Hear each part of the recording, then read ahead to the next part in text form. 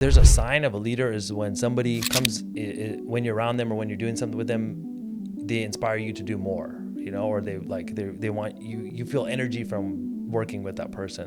But what's interesting to me is that you were asking yourself those questions along the way. Yeah. A lot of times that doesn't happen. There's just a disconnect there, right? So you were kind of assessing the situation, Yeah. and then applying different tactics to get better results. So how many of you may be at a crossroads in your career at this point, maybe disenchanted with your business, with the role you play within your industry?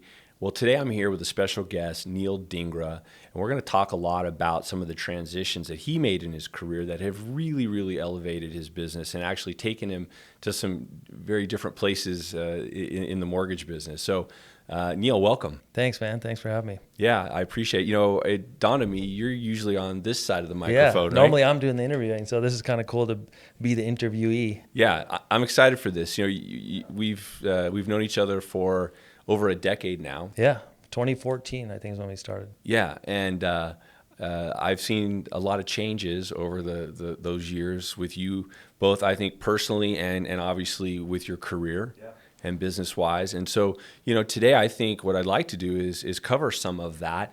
We're used to seeing a very polished, finished product in you. But there was a path and a journey that took place behind that, right? And to get you to where you are today. Yeah, that's like just how what you said in the beginning. So many people are at maybe a crossroads or just honestly burnt out. Maybe they don't even know they're at a crossroads. They're just like, they like what they do. Maybe they like it a little less, than they did 5-10 years ago. But maybe they just feel a little stuck or burnt out on it. And so that's kind of like what led me to try and change into this, we were talking before the episode, like of this new modern loan officer, like, digital first and content first. And then that led to all these cool things that I didn't even think were possible. Yeah, I mean, I think that's important because obviously the world is evolving and the mortgage business is as well. And so I think it's guys like you that are leading the way and showing a path that a lot of other originators are following. So, so let's dig into this a little bit. So, I think we all are a product of our childhood, influences, mom, dad. Give me a little bit of background on you. So me, my brother, sister, and I, it's kind of a unique situation. I don't know of any other family where there's all three siblings are in the mortgage business. It's kind of weird. I know brother, sister, we're the first, brother, sister in the mortgage industry, and we started off not that way. So I'm like, my brother was in Arjun he got into mortgages straight out of college. So he was literally doing streamlined refis for a guy in Vegas. I don't know how they heard about this, but they were in a frat house and they heard about one of the frat guys was doing a bunch of refis and making a bunch of money. This is like 2002, 2003. Yeah, typical story. Yeah, right? Yeah, in like a call center type environment. And my brother's like, hey, I want to make some money, like, almost like a side hustle. He was a full-time student at UNR, and then he started doing these refinances, and he was making pretty good money. And at the time, I went to college. I was in the UNR as well, and then I was working at a bank, U.S. bank. And he's like, "Hey, you got to come check this out. Like, we're making what you make in a month in a week. Like, you need to learn about this stuff." So we grew up always doing things like we talked a little bit about this before, but my brother and I grew up. Even Shivani got into this in Taekwondo, a lot of competition, just sports, just always competing, and I don't know what the connection is, Chris, between this, but there is some connection with that competitive greatness, and also taking that into entrepreneurship or into business. And so I had regular jobs growing up, high school and college, but there was not that competition that, that sales brings, you know what I mean? Like getting on the leaderboard and trying to get more and dominate. And so I didn't have this, and then kind of just led into it in college when I got into the mortgage industry. And then that's when I kind of got into more of a sales thing and learning about all this stuff and always wanting to be on top and trying to beat the competitors and all that stuff. But it came from a sports background. Yeah, and with many it does because that just sort of sets a tone. But were your parents competitive? Were they? No, it's just did they push you in a certain direction? No, it's like a typical immigrant family. My parents came from India, and then they kind of just always told us to study hard. Like they want us to just be good students. Like Indian family wants you to be either a lawyer, doctor or like, something like that. And if not, you're kind of like a failure, so. And all three of you landed We're in completely marketing different. and sales, like totally different. But they always told us like the importance of hard work, putting your head down, doing the work. And then for sports, they kind of just got us involved in martial arts. That was the first thing they kind of got us involved in. Just like, hey, you guys should try this. Maybe it was because like the movie like The Karate Kid was popular at the time. Like in the 80s, I think everyone was into, like martial arts was like popular for a moment there. And so they just put us into it just to have us do something. And then from there, my brother ended up sticking with it all the way through adulthood. He became world champion. I quit doing it in high school. But when you I say learned a lot. when you say you quit, that's not quite Yeah, fair yeah. because you achieved black belt status. Yeah, for sure. So I think I was at the time, the youngest black belt. I don't know what age I was exactly, but at the time it was like the youngest black belt in that federation. Okay, wait a second. Yeah. So the youngest to achieve a black belt within whatever organization you Correct, were in. yeah. So that speaks to that's the foundation. That's a building block. Yeah. That really sort of gets you here Yeah, down the road. and since you brought this up now, I hadn't even thought about it that way. But yeah, it's probably like starts from when you're 8 or 9 years old. Did your parents promote competitiveness between your brother and sister? Yeah, they just wanted us to do well in the sport. So they got us involved with a dojo or whatever, school. And then they would take us to all the tournaments and, similar to like what you do with your son now, like we were on the road with Taekwondo tournaments. So they were very involved. Yeah. So they were pushing us to do that. And then also how do we get more, like after hours, like, almost like a tutor, but like training after hours, trying to get better at the sport. Okay. And were you a good student in growing up as a kid? Yeah, I think it just taught us like a lot about discipline, integrity, hard work. Like sometimes you don't want to go, but you got to go anyways. And then it is like a individual thing. So like with team sports, it's different. But like it's almost similar to like tennis, for example. Like you're on your own in the ring or in a competition where you're doing different things in Taekwondo.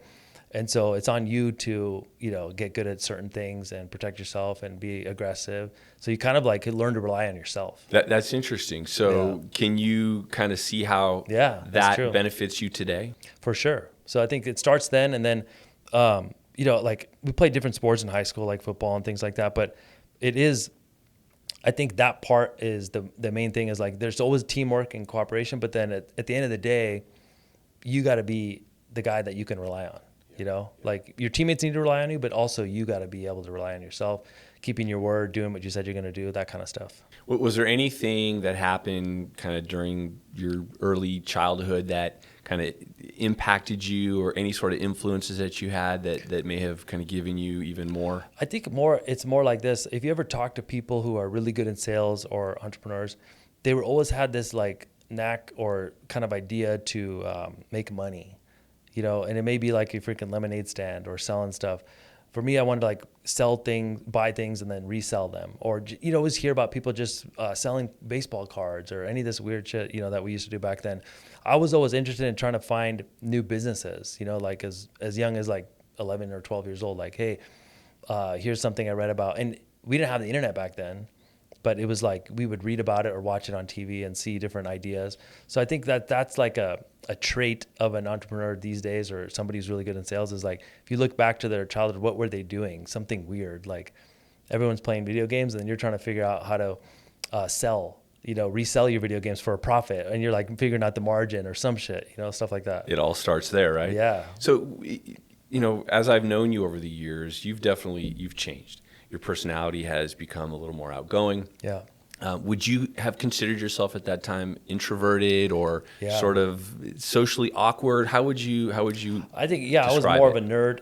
My brother is more of an outgoing guy. He would be the guy, speaking up at events and doing these things. I remember, bro, I was so introverted that Arjun got married. This is pretty recent. I mean, this is like 2017, 16, something like that. Probably 2016. And I'm the best man. I'm supposed to give a speech. And I can't speak publicly. Like it's a big fear. Like it's almost like I just freeze up. So I could speak to my customers. I could speak in a group of like, if it was just me, you, and a few people, that was fine. But if I got in front of like 50, 100 people, I'd just choke up. So I remember writing down the whole thing on my phone, on the notes, and then just literally reading it. And I mean, nobody cared. They were like, Sure. everyone's forgiving. It's just family. But I remember thinking, like, now I look back, I'm like, man, I could have, I should have put my shit together, gotten in front of the group and be able to speak properly. I just put my head down and read the thing. I don't care how well you do, you always have a regret going For back sure, to something like that. You missed one thing, you left a person out, something you could have done a little bit better, right? But the important part about that is, like, if you are trying to get better, I think there's something happens. Maybe it's like, somebody told me this is age 27. It was the mark for some people, that if they're not a certain type of person by age 27, they're kind of just that way forever, and like, in my case, I changed later, like in my 30s, but so it's not too late if you're watching this and you're like, hey man, I'm 39. Is it all over? Hey, I'm 55. I feel like I'm still got a long way to go. But there is something to be said, like, there's something that changes. And so I don't know what it is, but at some point, like, I was like, well, I want to get better at this thing. Like, I want to get better at communication or networking or speaking. So the point of this is to say, hey, like, if you suck at public speaking or if you suck at communicate, like, you can get better. It's not that you're just a nerd or an introvert and now you're always going to be that way. I think a lot of people put themselves in that box and they're like, dude, I'm just not the guy for that. But you challenge yourself, Yeah. right? You made it a point. I have this specific skill I want to get better at, and I focus on it and I accomplish it. Yeah, it's just reps. I think about, like, everyone always uses fitness analogies, but like when you first go to the gym to lift, you can barely lift the bar, and then all of a sudden you're pushing all this weight. So I think it's just literally just the reps of getting. Your mind's a muscle. Your communication skills are the same way. Somebody said the other day to me, they're like, Chris, they're like, Neel, hey, you've changed, and I'm like, yeah, I know, that's the whole point. Like, you're supposed to. At some point, like, they think of it as some people would say it's a knock against you, like it's a bad thing. Hey, you've changed. But I think of that, if you look back and you were trying to get better and you look back 4 years ago and you don't cringe a little bit at what you were doing or saying, then you're doing it wrong. Absolutely. Absolutely. So let me switch gears a little bit. So family. Yeah. Okay. Now I've heard you say on a number of occasions, as you've been up on stage or in front of a group of people in a webinar, you've said, if you don't have your family shit straight, right, then none of this matters. None of this is going to work. Where does that come from? Just, how we were raised. Like, parents always told us the value, like the importance of family. And, even growing up, me and Arjun were a couple years apart. My sister's younger than us, but we were always told, like, hey, you got to take care of each other. Like, your family's what, at the end of the day, that's all you got. And so we always just were told the importance of this family unit. And then as I got older and got married, I started to realize, like, hey, there's a lot of people. What's the divorce rate in the country? 50%. But like in real estate and mortgage, or probably in entrepreneurship, it's got to be worse, because if you're like me, your brain's always going. You're always thinking about new things in business. And this is what I found out. I thought this because of the way I was raised. Coming from an immigrant family, I thought that the man's role is, if you look at a pie chart of like what you're supposed to do, is to be the provider. Yeah. That's it. So if you're providing, traditional, right? You're good. Like my dad, he provided for us. He wasn't outside throwing the ball with me. He was working all the time. Like I remember he was always working, and then he also was and then he got his PhD, and he was doing all these things. And he was like a 30-year veteran of working in the university system. In the administration. So he was always busy. It doesn't mean that we had a bad relationship. Like we're cool. Like he would do stuff with us, but it wasn't like the typical, American story of how dad. So I think it's just a difference between immigrant family versus how things are today, maybe. So I didn't think anything of that. But what I found out was, that's just one piece of the pie. If you think about it, right? I mean, you know what I'm talking about. Like, it's not. They don't. At some point, they're like, okay, we're taken care of. What about this, and this, and the other things that a family needs from you? So I started to see, like, hey, if I don't show up more for my kids or for my wife and be a better dad, be a better husband, then it starts to like cause strife at home. And then that strife comes into your work. So you actually perform worse at your job. You're preoccupied. Maybe you're in more arguments than you should be.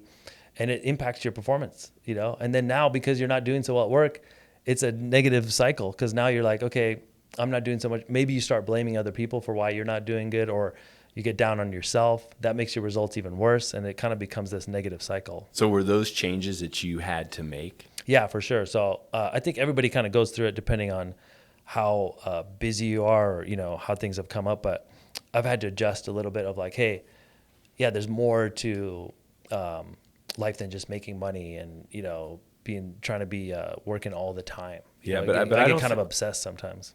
But I don't think you can underestimate the importance of a support system at home. For sure, yeah. I mean, it's critical. I know it has been for me, Yeah. and without the support of my wife, I wouldn't be where I am today. Yeah. Do you feel the same? For sure, 100%. So but when things are like, if you have children, like maybe it's like your wife takes more of the lead on that, and you take more of the lead here. But at the end of the day, you guys are all a team, and maybe both people work. It depends on every family's different, but if you're not a team, then that's where kind of things go south, And I think especially in your kind of the space that you've gone into, social media. Yeah.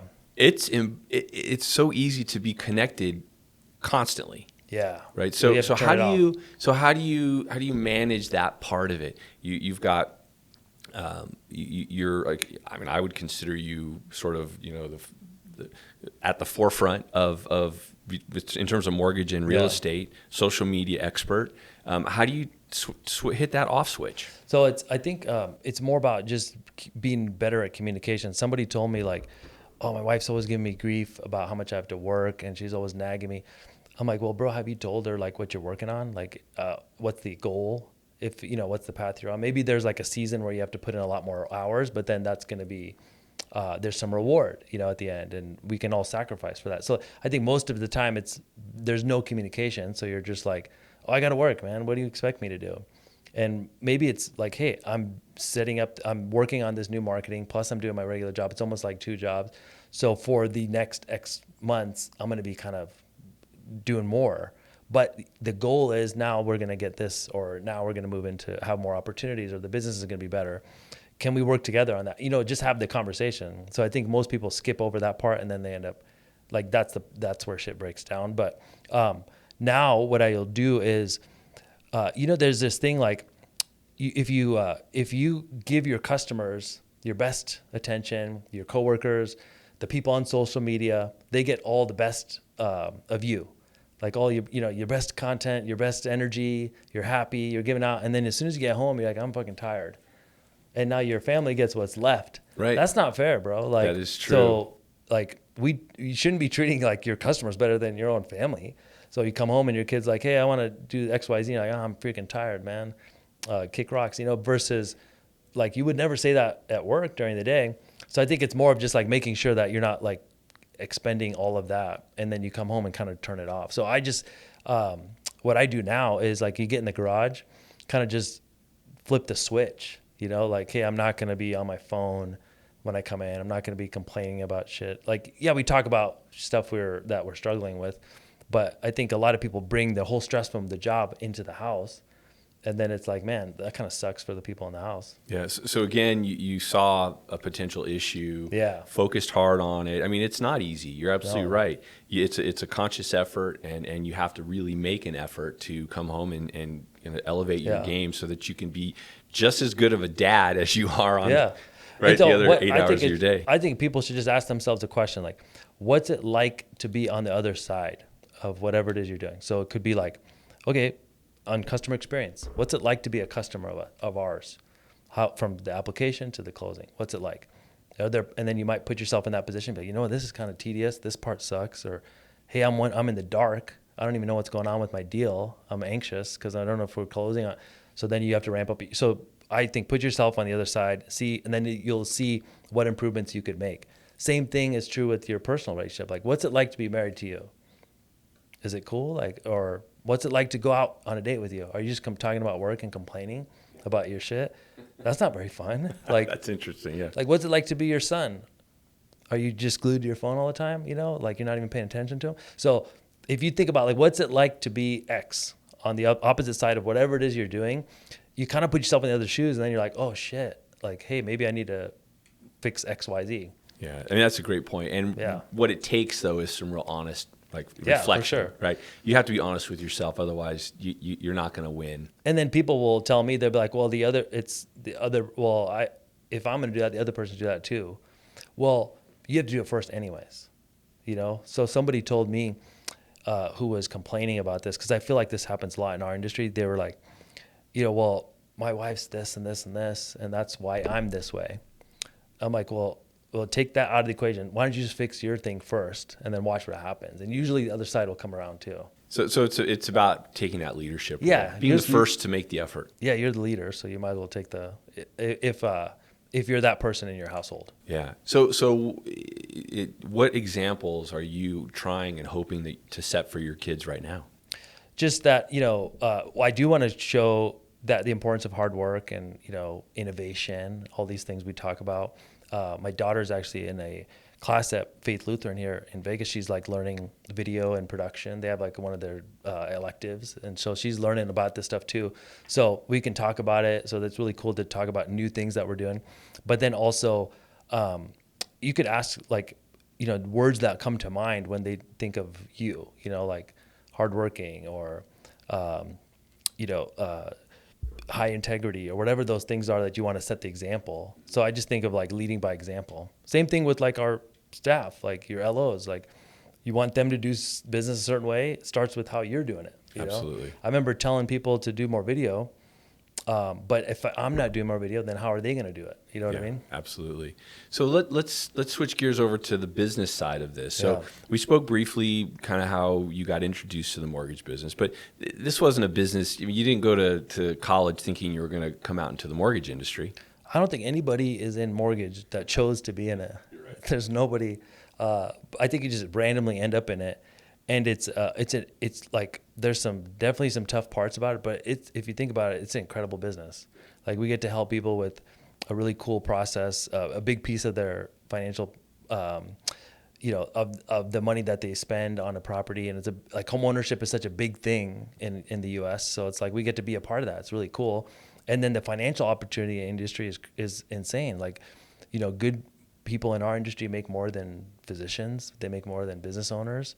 And it's rewarding work. So it's a really cool thing if you think about it that way. How long did it take you to kind of lock into one of those, you know, passions, right? Because usually it's either, hey, I'm dollar motivated, or wow, I really I enjoy taking part in you know the largest financial decision an individual will make, and you know the American dream. All the like, when did that come together for you? I started as a processor, so I was working.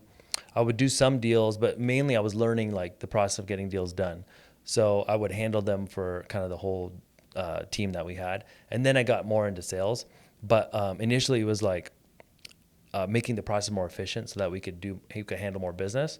And just being able to, it was almost just the beginning about money and competition.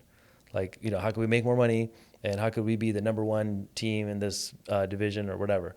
And always wanted to be on the leaderboard. But then along the way, as I got older, it became more about like, oh, you know, like we can help our agents and do better business. And then they thank you for, you know, your effort, and you feel good, like you get fulfillment from that. And then obviously from the clients, especially like people who didn't think it was possible, and now you showed them a way.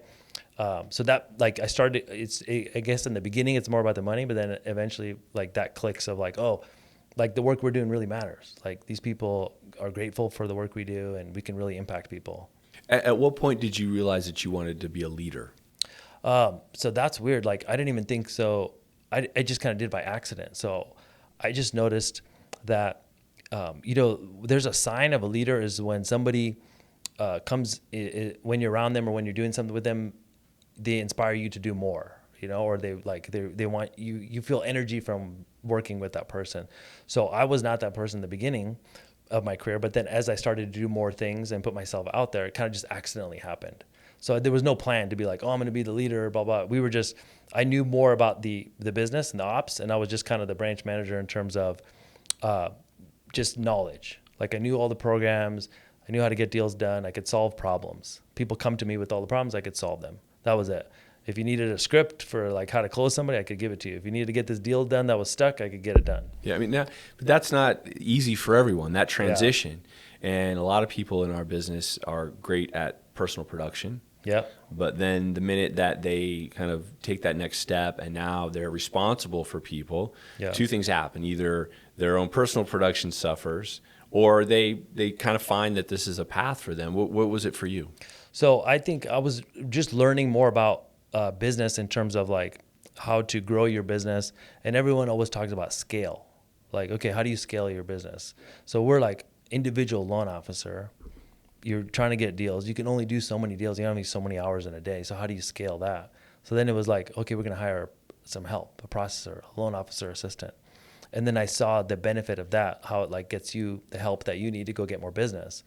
And then what really kind of flipped the switch for me, and a lot of people would never do this, is at some point, if you want to transition to not just your own business, but helping other people get business. So I don't know who said the quote, but it's like, you can make money in sales, but you'll get rich if you help other people get rich. You know, it's like if you help others, that's the unlock. Yeah. And so that's when kind of things happened where, okay, hey, we're going to go recruit some other loan officers and bring them in, and we're going to really provide value to them and help them grow their business. And yeah, when they succeed, we succeed, because we'll get a little bit of that success as well. And then it kind of scales from there. So it was more just about like, hey, how do you scale a business? And then all of a sudden, I'm like, okay, well, now that these people are here, how do you keep them? How do you keep them happy? So then you learn about leadership and like, okay, we need to have calls and we need to like lead by example and we need to inspire them and keep them motivated. But what's interesting to me is that you were asking yourself those questions along the way. Yeah. A lot of times that doesn't happen. There's just a disconnect there, right? So you were kind of assessing the situation, Yeah. and then applying different tactics to get better results. Yeah. So it just comes from like reading business books, or like, you know, for me, if I'm bored, I don't watch like the latest Netflix thing. I'll go on YouTube and watch a freaking somebody talk about productivity or like this new hack or this new software. So I just would get into those things and then learn about these and then try and implement them. So let's this is a good segue. So Yeah. you're absorbing, you're taking in. Now you sort of at some point transition to being the person providing the information. Yeah. So I don't want to get ahead, but because you came to this kind of where you're at right now. Yeah. It didn't come fast and easy, but there was sort of a moment for you in your career where you realized maybe you needed to make a change. Tell us a little bit about that. So I was doing the latest tactic for every up and down for the mortgage business. Anybody knows the real estate mortgage, it's like peaks and valleys, ups and downs. So I remember before the crash, it was like, you know, we were doing a lot of refinances, and then we got into a lot of people just wanting to buy homes, like with any, remember, like you just had to have a pulse and you could get a loan. So it was like, remember. yeah, those are the good old days. Yeah. So then it was like this huge run up, and then all of a sudden it stopped. But then the next thing was like, okay, the government stepped in to help with certain programs to help people who were struggling with certain types of refinance programs. How do we target those people? So it was always like, what's the thing that's going on right now and how do we capture it? So we'd kind of jump from like that. Then we were doing mailers. I remember we bought a bunch of machines to like send out direct mail. Instead of having to pay a third party for it, we did it ourselves. And then I was like, well, you know what? When we bought this one machine that would actually put the stamp on it instead of the bulk box, you would improve your open rate. If you could improve your open rate, you get more calls. Then we found out that if you could make the addressing look like handwriting, more open rate, right? So then we tweak that, and then, you know, which piece is working the best? Like, is it a postcard? The last one I remember direct mail we got into was there was these envelopes that look almost like a FedEx, but they're not. It was like a ripoff of a FedEx. I know what you're talking about. Yeah. Those mailers had the highest open rate. Then it was Snap things where you like rip them open. They look like a check, but it was things. So, anyways, I would just get into like, okay, this is like a video game for me. It's like, okay, how do we get more people to open this thing?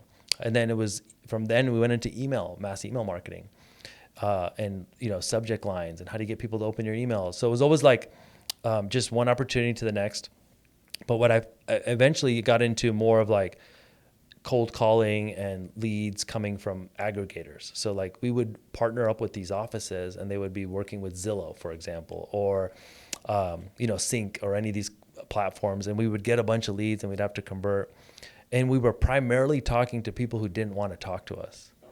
And also we would be reaching out to realtors to be referral partners. The realtors didn't want to meet with us. Now, eventually you get past that, you meet with somebody. So we had a few that, we were always like in the top, 1 or 2 branches, or, top 3. So we were always doing well, but it was a lot of work. Like, it was like, man, you just feel like you're swimming upstream. And so at a certain point I was like, dude, I'm getting burnt out. I'm making good money, but I'm just tired of running. So it's like I'm on a treadmill. And as soon as you stop running, your business stops. That's right. And each day you get up, you feel like you're starting from scratch. Like you're as good as this month's pipeline. So like somebody's that way. Yeah, you've been in the bit, and that's just the way it is. Even to this day, you could be doing mortgages for 20 years, and someone says, "Hey, show me your pipeline this month." If it's empty, you're worthless. What about all the work you did, man? What about all the knowledge? Well, it's worth something, but unless you have loans or deals, it's not worth anything right now. That's tough. So it's a tough reality. Yes. There's a high reward, but there's also a lot of pressure. You're always like, how am I going to get more business? So I was just thinking, dude, there's got to be a better freaking way, man, to like have some value to where people treat you better and all this. So that's when I started to just see videos and content on YouTube and Facebook and Instagram from these influencers who were talking about personal brand. Like, how do you build a personal brand? How do you scale your communication? Like I was learning about how, like, when you send videos out, people treat you better because there's some higher perceived value of video versus cold calls and things like that. And this wasn't specific to the mortgage industry. This was just general. Okay. Yeah. But you were connecting the dots, right, as how this could then apply to your business. Exactly. And then I was reading a book from Gary Vee, Crushing It, at the time. And he wasn't talking about our industry. He was just talking about this new age of media and underpriced attention. And there's so much attention shifting to these platforms. And it was almost early days at that time. But he was like, man, everybody's going to be on these platforms. They're already on there, and it's going to keep going. And so if you're not here on these devices and online, you're going to get left behind. He was way early, but it was true, right? So I was like, okay, well, how do you get there? Well, then I remember seeing the same dude, Gary Vee, speak at real estate events. And he was talking about like how realtors, and then eventually he spoke at mortgage events, about how they could apply it to the industry. I was like, okay, now I'm connecting the dots. It's not just specific to other online marketing. It would work in real estate. It would work in this. So I started to see some use cases. And then I remember going to an event. There was one of these marketing events, and it was like Grant Cardone and this guy Patrick Bet-David and Ty Lopez and all these internet marketers. And it was going to be an event, and the guy hosting the event was in LA, and he was in the mortgage business. And I was like, what's this guy doing hosting a marketing event? So it kind of caught my attention. So I just decided to go to the event to see what the deal is. And when you bought the most expensive ticket to the event, it came with a coaching call with the guy. It was like part of his offer. So I bought that ticket. It was like, I think it was $2,000 for a ticket. So he jumps on a call with me, and he's like, he's asking me my numbers and how I get business. And he's like, are you doing anything on social? I'm like, no, not really. He's like, well, here's what you're going to do. You come to this event, get a videographer, and you're going to make like a video about your experience at the event. And then you're going to use that to get business afterwards. I'm like, oh, how's that going to work, man? Who's going to watch the dang thing? Who's going to listen to this? And he's like, just get one. And he's like, hey, Neel, side note, when you're at the event, if somebody's following you along with a video, they're going to think you're more important. So it's going to help you like network with people, with realtors and other people who are at the event. And I was like, it's true. So I was like, I didn't realize it. Yeah. So then I'm like, okay, I'll do it. I'll take action. Even though I don't know what I'm going to say on a video, I'll just do it. So I go on like a website. I think it was like a Thumbtack or like videographers in LA. And this website comes up in Google search. And it's like, okay, I'm looking through the results of event videographers. And one of the dude's videos in the list is like, looks a little better than the other ones. And it was Eric, this guy who you met. I don't know, like you've seen him. Of course. Yeah. I know Eric. I'm still working with him now, 5 years later or 6 years later, something like that. But anyways, I just luckily saw his video, called him up. He's like, yeah, I'll come, $500. I'll come meet you and we'll film some videos. And yeah, cool. What do you want to do? Like, I'm like, I don't know, bro. You tell me. I don't know what I'm doing. So he comes and meets me. And it just so happened that like he knew what he was doing, so he made the video like less about me and more about the event. I said like maybe just a few words in the video. Like anytime I talked, it was bad. Like I could barely talk. So I spoke a little bit. I still have this video somewhere, but Anyway, so I made that video. And then while we were there, bro, I was talking to people, like because I was in the VIP area. So I would go talk to Grant Cardone and like say, hey man, big fan. Can you sign my book? And I'm talking to him, and Eric's getting the B-roll of me chit-chatting with him. And the next guy, and the next guy. And then he puts together this highlight video, which makes me look like I'm part of the whole thing, Yeah, you're a superstar. Yeah. While That's we were great. there, one of these LOs who was in there, who was at the event, he's like, he comes up with his book because he sees me being filmed, the handbook for the event. He's like, could you sign my book? And so we're just laughing like, dude, this guy's a dumb advice. Like, and the guy wasn't like the brightest LO who put on the event, but that one piece of advice really like started the whole thing for me. I want to go back just a little bit though. Were you ever at a crossroads to where you considered quitting? Oh yeah. Like I was thinking, that I think it's actually normal for anybody who's doing real estate or mortgage to ponder leaving the industry monthly. I think like, you're not normal if you're not thinking about like, hey, how could I get out of this thing? At some point I can't keep doing this. So these thoughts are always kind of in your head on the ups and downs. But I was thinking at one point, I think it was 2018 was a slow year. I don't know. Rates had gone. It wasn't as bad as what just You're happened. right. I agree. I remember rates went up to like 5 and they were like 3 or something. And all the business kind of dried up. All the call centers laid off everybody. Our pipelines were cut in half and we had to lay off people. And I was just thinking, man, I've been through so many of these ups and downs. I think I'm done. Like maybe this, I don't want to continue doing this. Yeah. I mean, I really want to understand how important that transition was for you. Yeah. So if you were on the precipice, right, or the edge of potentially leaving the industry, that transition from the hamster wheel that you described earlier to now finding a completely kind of different, although same, but a different path to within the industry, how life-changing that was for you. Yeah, that kind of got me excited about the whole thing again. So it was, there's all these things that we don't like about our job, but if you can find a few things that you do and you kind of focus on those, that can be enough, like you can start to delegate some of the other things that you hate about the job. Maybe you hate processing and all these little things. You can get help for that. But sales and marketing, or they call this like your job, if you're in this business, is to make it rain, is to bring in business, right? So that's the highest and best use of your time. So if you can find something that actually brings you some energy around that, that's when like you can really hit the thing. So I don't know about like success isn't necessarily working harder. It's like getting some energy from what you're doing because you'll burn out. You can only work hard. I mean, you can work hard, but like that just is discipline. At some point you get tired of doing that. But you got to find something that like gets you excited. Well, and I think too, there's only so many, and I've heard this described in a multitude of ways, but ultimately, there's only so many hours in a day. There's only so much energy that an individual has.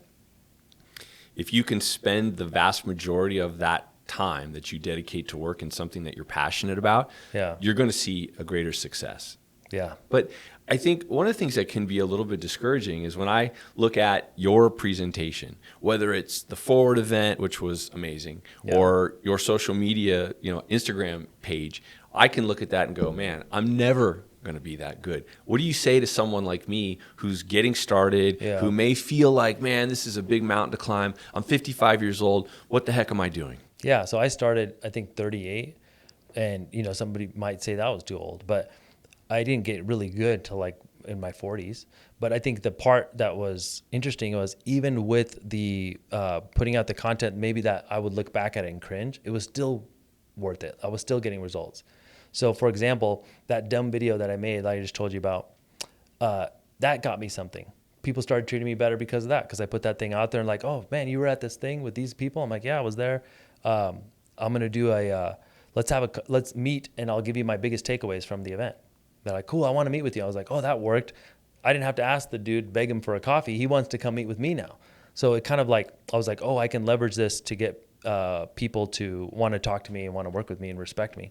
So even with bad videos of me not being able to do that good on camera, the bar is so low, like so many people aren't doing it that if you're just a little bit above and you're trying, people respect that. And so it was getting me deals. It was getting me more respect. And then other people within the industry started to say like, hey, could you show me how to do it too? So that's when like it kind of took off from there. But that's the important part is like, you don't have to, like I spent 2 years probably trial and error, but even during that time I was still getting growth. How did you get over that fear part though? And I know we've talked a little bit about, Yeah. You've engaged with coaches and different people to help you up your game. Yeah. But I mean, when you go into something, especially, I mean, I would consider you an early adopter, especially as it relates to the mortgage industry, Yeah. social media, early adopter. How do you have that? How do you get that confidence? And on the other side of that, like what sort of doubts do you still have to this day when you put something together?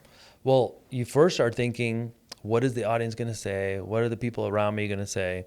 And you think that there's this spotlight on you, that everyone's going to be watching you. But what you find is most people are just concerned with themselves. Like they're not watching you with the microscope trying to see like, what's Neel doing? What's the video like? And honestly, it's just kind of, you realize you're just a flash in the pan for the day. If it sucks, they just scroll past you. No harm done, no foul. And so you start to like realize you're not that important. You know what I mean? Like in terms of, I know you're important in your world, but like to the social media world, you're just another video that popped up in the feed. It was either good or it was bad, and people move on. And there's no damage done unless you're doing something crazy. So the pressure to produce this perfect high quality, it goes away at that point when you let go of that part of it and realize that you're just one of a million. Yeah, I think there's like some stat of how many videos are published every minute, on the internet, and it's like you're just in one speck of those videos. So yes, you do want to try and make the best video you can, but it's not that important. And the other part that's really cool is I realized is it's a game of volume and longevity. So I've seen so many people start and just never, they came out hot for a couple weeks or months and then you never see them again. Or maybe they took it seriously for a year and then now they fall off because whatever. So part of it is just staying in the game because by default you get better. So yes, the cool part is today, I wish this was the case back then. Today, there's people who are doing the thing at a high level. You can get advice from these people. You can just emulate other people who have already had success. You can kind of find out and do your own version of that. And so the roadmap is a lot clearer. Like 5 years ago, it wasn't as clear. You had to just kind of figure out your way. I remember I went to one event, the guy said to become the mayor of your town and make videos about local businesses. So I spent the next 6 months, me and Eric went and interviewed local businesses in Reno.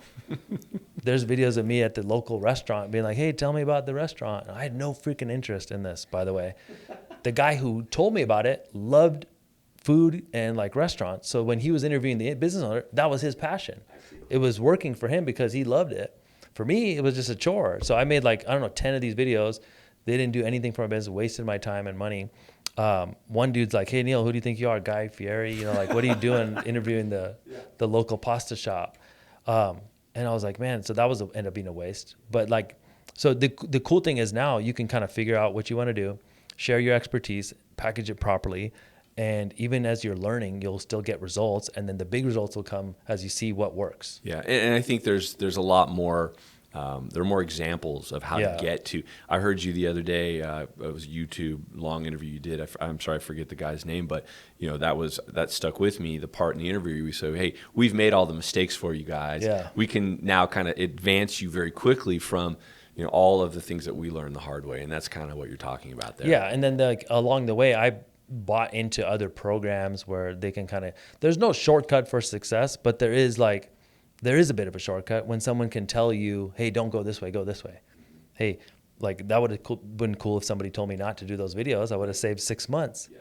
So, but it all happens for a reason. Maybe I got better on video during that time. Maybe I got more confidence. So it all kind of comes with it. But as far as actually getting the confidence and not worrying as much, it's literally just reps. Yeah. Let's talk about the Forward event and that whole program and mastermind. What gave you the courage to start something like that? So I was doing local classes for agents. So my whole business model was like, okay, I'm going to put out content for the consumer, try and get some more business, and also get some more respect and more referrals. Cool, it's working. I'm getting more business. All right, I'm going to help my other LOs and try and lead them to do that too. But the way I was going to get more realtors and instead of having to chase them, would be to invite them to a class.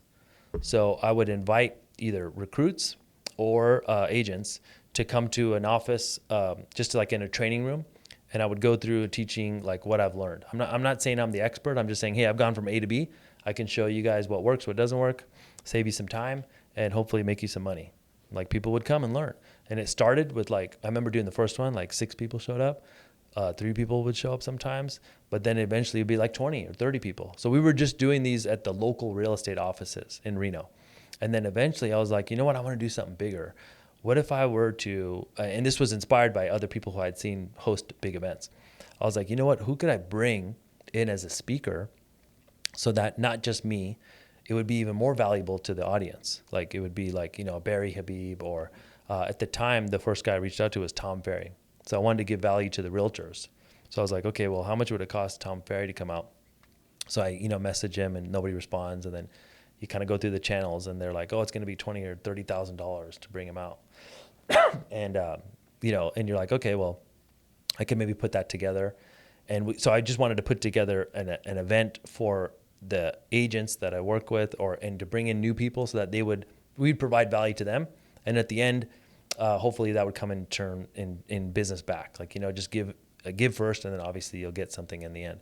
So I was doing that, and that big event was the first. I remember calling it the Forward event, but it was just going to be like an agent event. And then I was like, well, if it's just going to be in Reno, not that many people are going to want to come in. I could do it for local agents, but like, what if all these people who I'd met on Instagram want to come out? They don't want to come to Reno. So we ended up doing it in Vegas. And this was during COVID. It was 2021, early 2021. And I remember just one of my buddies here had a training facility, and he had like a big office with a training facility. So we did it there because you could do it illegally there, I think, at the time. Like you couldn't host an event at a casino. It was not allowed, during that time. So, because you had to they were like, you have to wear a mask while you're speaking. I'm like, that's not going to work. Sure. So it was just like, we were trying to figure out a way to host a micro event. You couldn't do big ones because it was too dangerous, according to the rules. So we just did it at that event. I remember getting 75 people to come out, and I promoted it on social media. I had Tom Ferry, this other guy who's really good at marketing, Billy Jean. He actually became my business and marketing coach later on. And then another guy, Bradley, and myself, I got to speak there too. And so what happened was I created the event. The way I thought of it, as I was going to just host an event for people in the industry. It could be LOs or realtors. They could come learn about the latest trends in marketing. And that was it. And it was just, I was going to see who would show up. And it was going to be $1,000 or something a ticket. And so I posted it on my Instagram, and I only had like maybe 5,000 or 10,000 followers at the time. And some people ended up coming in, but then it kind of hit a wall. It was like 20 or 30 people, and that was it. And like, I have to fill the rest of this thing. So then I just started reaching out to people to let them know, one-to-one. And more people started to come. So we ended up filling the thing up, selling it out in just this small thing, and it went off great. Like the feedback was awesome.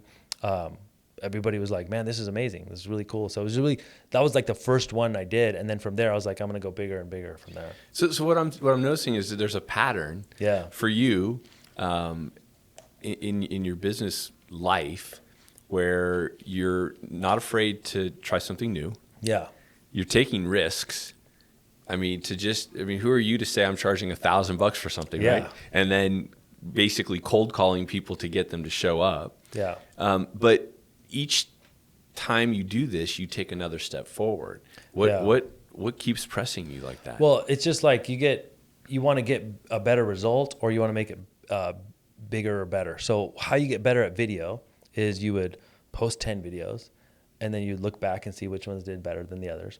Or maybe you look back and say, oh, I sucked here. Let me see if I can get better at this, right? So it's like just like athlete get better. You look at the tape, right? That's right. So that's how we do it there. And then I would do the same thing with the classes. Like, how do we get more people to show up? And it traces back to like 10 years prior. How do we get more people to open this freaking mailer, right? Like, maybe I need to get better at my presentation. Oh, they didn't respond to that. It wasn't enough in it for them. Okay, let me think about another presentation I could learn. Like, just all these little things. So like, it's just business, just a game. Yeah, but you're constantly tweaking and twisting, and that's what's most impressive, because that's what to me, it just comes second nature. But if anybody's struggling, that's literally the hack. Right. Like, how could you just be complaining and never go back to fix anything? Well, most people just give up. Yeah, that's true. Right. Yeah. So your interview with Alex Hormozy, right? Yeah. And I remember, again, there's little things that stick out to me with each one of these guys that were up there. And he said something about, if you can be okay putting in like a lot of effort for an extended period of time, you will always win, because Yeah. your competition will stop. They will quit before you do. Well, here I think this is when you asked earlier, like what's the light bulb or the click. This now I just realized as we're talking. So I realized this, and I think a lot of people have the idea, but maybe they haven't fully thought it out. You do things every day that are good for today's Neel, today's Chris. Like you got to close the deals, take care of the bills, take care of the employees, the business. That's the day to day, every day.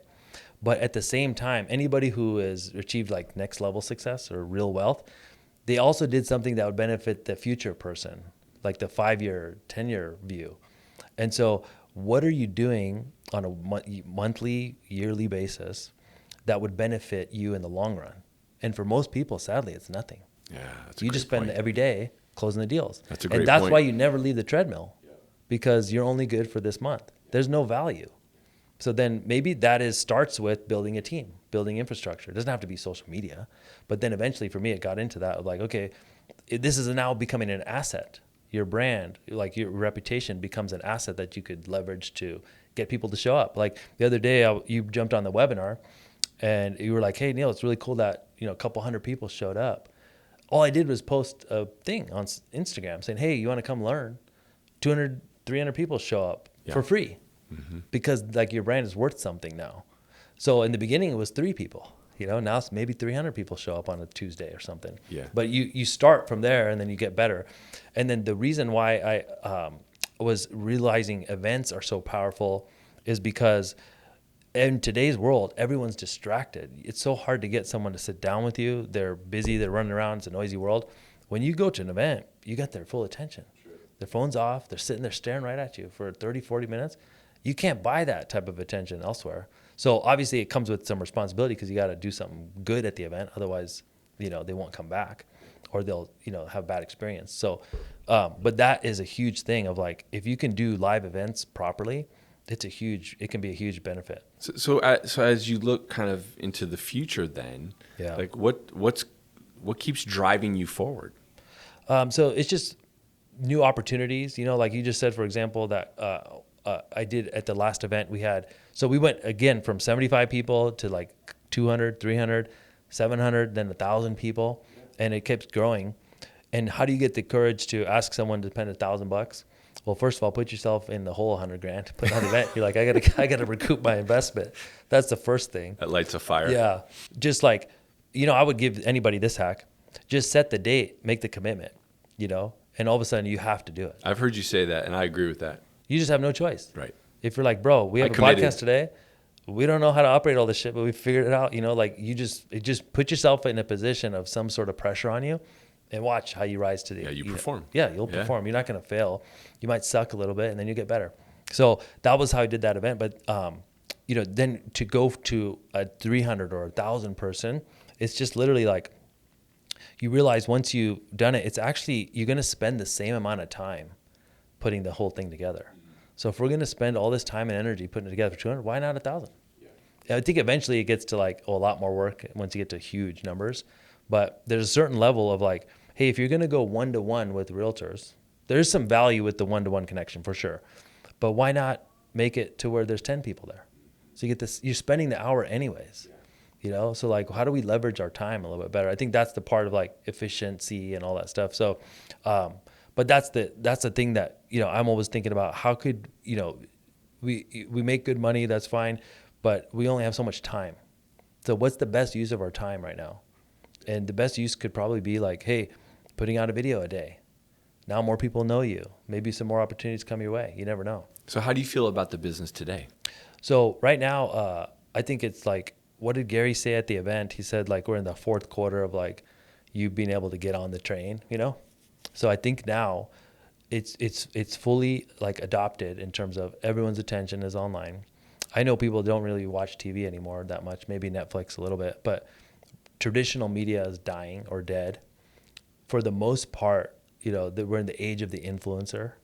So Doesn't mean you have to become a big internet celebrity, but you at least need to exist in the platform.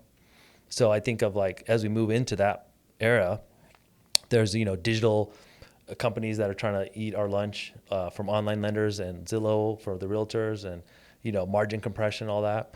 The only way to really combat that is to exist where they can't.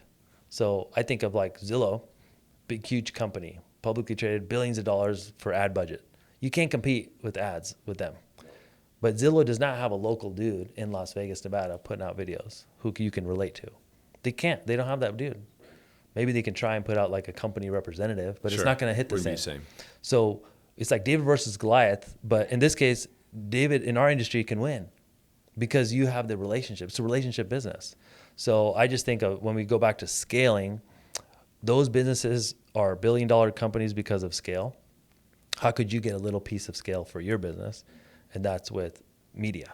Are you still passionate about it? Yeah, for sure. So what's keep me excited about it is getting more results, but then when something works, I still get super excited about it. Maybe I'm not as excited about like getting the deals done as I used to be, but getting new business is always exciting, and then helping people is still awesome. And then now seeing other people at these events and in our groups, they will tell me they tried something, and they'll message me and say, "Hey, dude, I tried this and it worked. Thank you so much." Or you changed my business, or in some cases, you changed my life. Those are really cool messages, man. That's like that's the ultimate meaningful fulfillment. Yeah. So what's next for Forward? I think we'll stay at that similar size, around 1,000 people, and then we have other programs that we help people with. Like we have groups that we do, weekly calls, and we have a mastermind of high-level people that we help. And so it's just more, helping people there. Somebody was asking me, "What's your vision like for this business, or for mortgage, or for Forward for the next 5-10 years?" And I'm like, I don't know, but I just know if we do what we're doing today, we do a good job, it's gonna pay off in the long run. Yeah. Is your family proud of you? Oh yeah, like it's been cool to see some of the roles reversed a little bit. Like Arjun used to be the guy who would do more. He's doing a lot now too, but he would be the guy who, if you ask them, "Hey, would you ever expect Neel to be speaking?" They'd be like, "No freaking way." I've asked that question. Yeah. They're like, "Dude, there's no way." Like the guy who was reading from his notes at the wedding is not the dude who's going to be speaking. But it just kind of shows you that anybody can do it if you actually take it seriously. How much have you influenced them?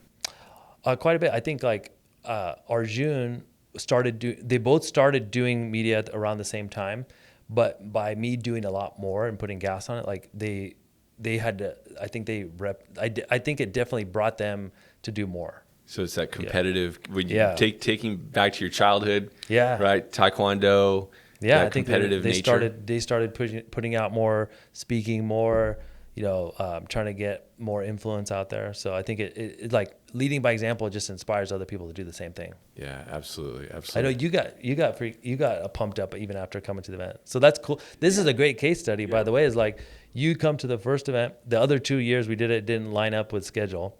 You come, I think literally the day afterwards or 2 days later, you started making changes. It was the next day. Yeah, that Monday, or so whatever the next Monday was. Yeah. So I held back a video guy who was there that I had seen. He'd been trying to get me to shoot video content for a couple of years. Yeah. And so after that, it hit home with me, man. And there was a lot of great speakers. Yeah. You obviously, and so that next Monday, I made him come to the office and we shot 5 hours of video.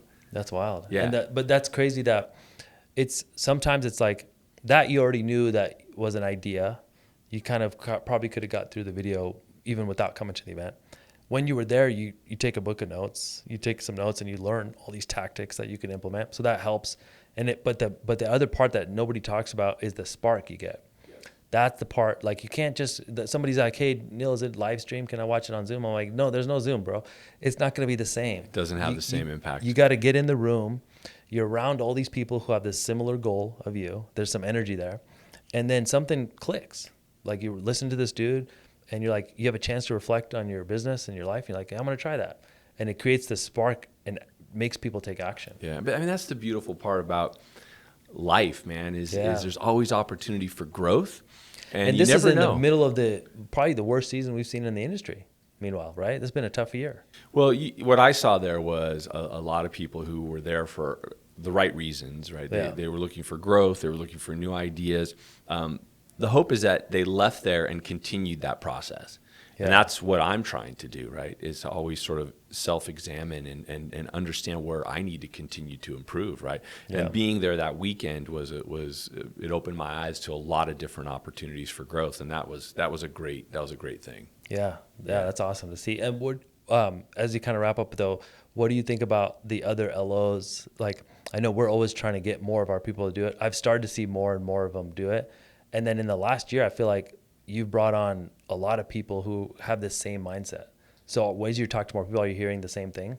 Absolutely. Look, I think there's always going to be a group that stand out within any organization.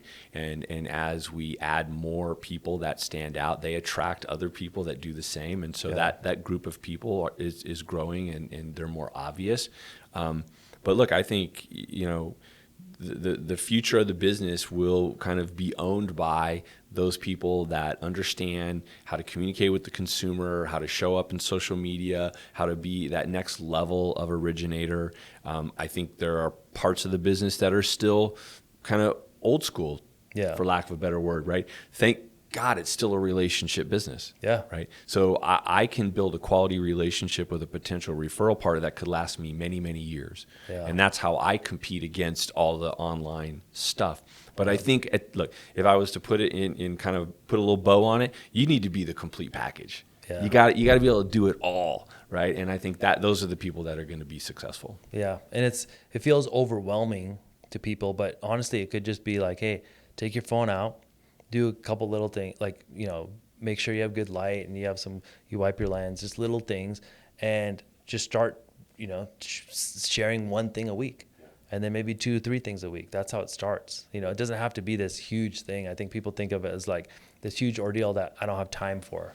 Look, I think anything that you learn in your life, you have to commit to it and understand it's going to take time. Yeah. And like you, I don't think you need to bite off a huge chunk and try to do everything at one time. Make it a slow process, right? But commit to it. Do it with a certain amount of frequency over an extended period of time. I mean, those are the keys to success in anything, right? Yeah. But I think that, again, I think it's, the importance of being a complete package is going to be more important as we go on and as the business gets more challenging. But Neel, thank you, man. Yeah, this has been great. I appreciate you spending some time with me. Yeah. Got to learn a little bit more about you. And just look forward to what you're going to continue to do, man. Yeah, it's going to be exciting. Good. Thank you.